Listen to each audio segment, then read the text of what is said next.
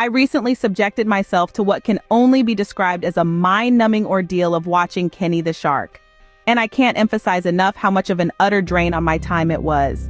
Let's start with the writing, or rather, the lack thereof. This cartoon is a glaring example of not just lazy, but almost lethargic writing. It's as if the writers barely managed to get out of their creative beds. They took a half-baked idea of a shark living with a family, and instead of kneading it into something palatable, they let it crumble spectacularly in execution. Then we move on to the uninspired animation.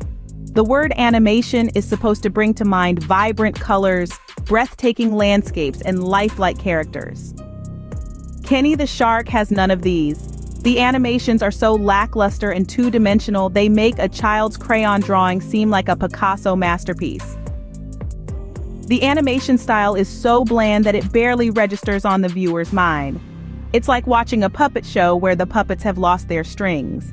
And if you think the animation is bad, let me introduce you to the characters. Kenny, the shark in question, is supposedly the star of the show, but he is neither charming nor fascinating. He's just an insipid attempt at creating a quirky pet character. The humans are even worse. They're forgettable, uninteresting beings who unfortunately occupy most of the screen time. The dialogue is so mundane it sounds like a bunch of disinterested adults put it together during a particularly boring lunch break. But Kenny the Shark is just the surface. As a whole, Discovery Kids has always been the runt of the litter of children's programming. In stark contrast, we have the big three kids networks, Cartoon Nickelodeon, and Disney Channel. They were not just networks, but masters in the art of children's entertainment. Cartoon Network, for instance, gave us the sheer genius of Dexter's Laboratory and the mind-bending creativity of Courage the Cowardly Dog. Nickelodeon introduced us to the icon that is SpongeBob SquarePants and the evergreen Rugrats. And who can forget Disney Channel's heavyweights like Kim Possible and The Proud Family? In contrast to this, Discovery Kids seem to churn out mind-numbing content for the sake of filling airtime. They attempted to blend education with entertainment, but this cocktail tasted bitter to both the mind, and the shows like Tootenstein and Time Warp Trio were so dreadfully ordinary that they could be used as modern remedies for insomnia. Kenny the Shark sadly encapsulates everything wrong with Discovery Kids programming. It's unimaginative, humorless, and instantly forgettable. Watching it is like forcing down a flavorless, damp sandwich when you know there's a banquet of delicious fare waiting for you on the other networks. I urge you, if you value your time and sanity, to avoid Kenny the Shark and Discovery Kids. Instead, seek out the classics from Cartoon Network, Nickelodeon, and Disney Channel. They were, and forever will be, the true royalty of children's television. Now that we've given an overview of the series, let's delve deeper into the abyss that is Kenny the Shark. We'll be nitpicking a couple of episodes which perfectly illustrate why this show is a shipwreck. Let's start with episode 1, titled Shark Shrunk. The storyline is as cliched as they come. Kenny gets shrunk down to the size of a goldfish. This could have been an opportunity for some engaging, hilarious moments, but it ends up being a snooze fest. The episode lacks creativity and originality, and the humor is so forced it's cringeworthy. Now imagine a similar situation in a show like SpongeBob SquarePants. Remember when SpongeBob and Patrick get miniaturized in the Mermaid Man and Barnacle Boy 4 episode? It was filled with hilarious scenarios, visual gags, and clever dialogues. That's how you do a shrinking episode. Next we have episode 3, Dolphin for a Day. In this episode, Kenny decides he wants to be a dolphin. Now, this could have been a chance for some insightful commentary or at least some fun fish out of water moments, pun intended. But no, the episode is as flat as a pancake, and the joke execution is as bland as boiled rice. Compare this with an episode from Kim Possible, where Ron Stoppable swaps bodies with Rufus, his pet naked mole rat. The episode is not only hilarious, but also uses the situation to explore themes of identity and self-acceptance. Finally, let's talk about the infamous episode 6, Cat Scratch Fever. This episode is a prime example of the show's lackluster writing. It's about Kenny getting a pet cat that terrorizes him. The potential for comedy is there, but the execution, it's as exciting as watching paint dry. An episode of Courage the Cowardly Dog, where Courage has to deal with a mischievous kitten, would put this to shame. It's full of suspense, humor, and the animation is a visual treat. These episodes are a perfect example of why Kenny the Shark is a show to avoid. It's like eating a bowl of plain oatmeal when you could be feasting on a gourmet breakfast of pancakes, bacon, and eggs provided by Cartoon Network, Nickelodeon, or Disney Channel.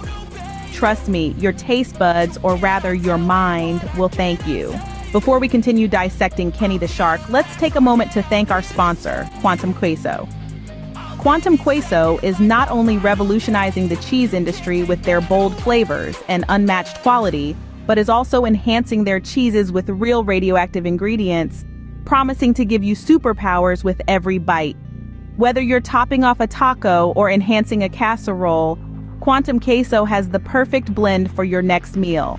With options like smoky chipotle cheddar, creamy garlic Havarti, and the fiery jalapeno pepper jack, you're not just treating your taste buds, but also gearing up for some extraordinary abilities. Don't settle for less when you can have the best and most powerful. Try Quantum Queso today and elevate your dishes and yourself to a whole new level. Support us by supporting Quantum Queso. Now back to the show. As we continue our journey through the depths of Discovery Kids programming, let's focus on the messaging and educational value or lack thereof in shows like Kenny the Shark. Kenny the Shark aims to blend entertainment with educational content, but how well does it really educate our young viewers? Let's break it down. Firstly, while Kenny the Shark attempts to teach children about marine life and the behavior of sharks, the accuracy of the information often swims away from reality. For instance, the portrayal of Kenny's interactions with humans and other sea creatures can sometimes be misleading. This might leave children with misconceptions about the nature of sharks and their role in the ecosystem.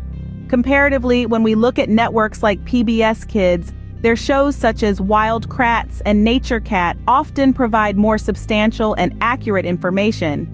These programs not only entertain but also engage children in a way that promotes a deeper understanding of wildlife and science. So, what could Discovery Kids do better?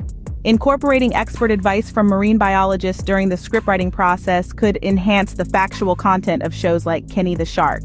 Additionally, integrating interactive elements such as quizzes or fact checks could help reinforce the educational material. It's crucial for children's programming to not only entertain but also educate. Unfortunately, Kenny the Shark and similar shows on Discovery Kids fall short in this essential aspect. By taking cues from successful educational networks and investing in content accuracy, Discovery Kids could significantly improve its offerings, ensuring that they entertain and educate effectively. Next, let's head back to our review. But keep these thoughts in mind as we navigate through the world of children's television. After enduring the depths of Discovery Kids programming, it's clear that it falls short in many areas. Throughout this video, we've dissected Kenny the Shark and other shows on the network, highlighting the often lackluster educational value they provide. While Kenny the Shark aims to mix fun with learning, it frequently misses the mark on delivering accurate and meaningful content about marine life and the behaviors of sharks. This has been a recurring theme in our analysis, showing a pattern of missed opportunities for Discovery Kids to truly educate and engage young minds. As viewers and consumers, you hold the power to demand better. It's crucial that we advocate for children's programming that not only entertains but also educates effectively and responsibly. I encourage you to speak up, reach out to networks, and express the need for higher quality content that enriches our children's minds and respects their intelligence. This review is an independent human-made analysis, crafted with the intention to provide an honest and genuine critique. No algorithms, no automated responses, just a straightforward, heartfelt discussion about the state of children's television today. Thank you for joining me on this eye-opening journey. Remember, your voice can change the future of children's television. Let's not settle for mediocrity when it comes to educating the next generation. Together, we can push for programming that not only captures the imagination, but also fosters a love of learning.